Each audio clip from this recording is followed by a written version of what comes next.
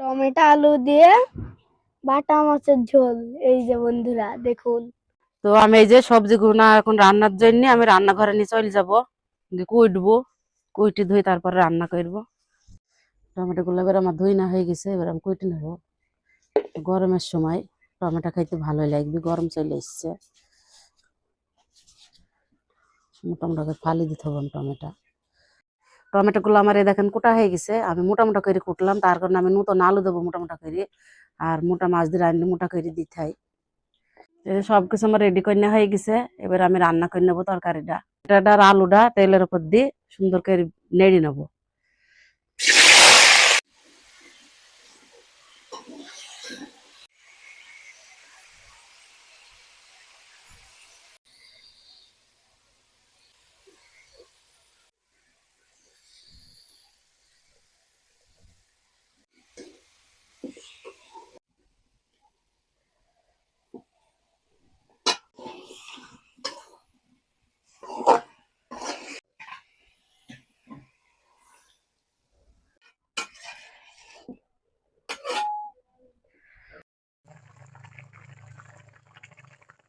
তো তরকারি আমার রান্না করা হয়ে গেছে, এবার আমি তরকারিটা বাড়িতে ঢেলে নেবো।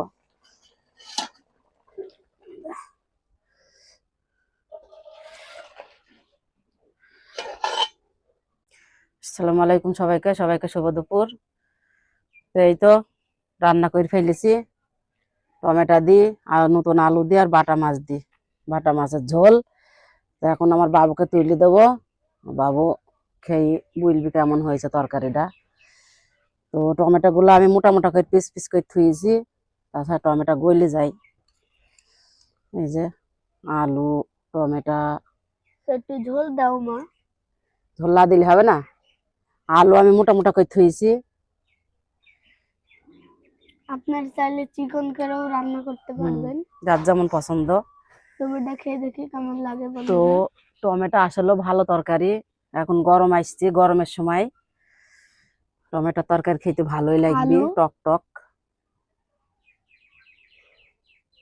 টমেটো আর এই যে মাছ, তবে খেয়ে দেখবো বন্ধুরা কেমন লাগে। তো খাও, খেয়ে বলো। বিসমিল্লাহ।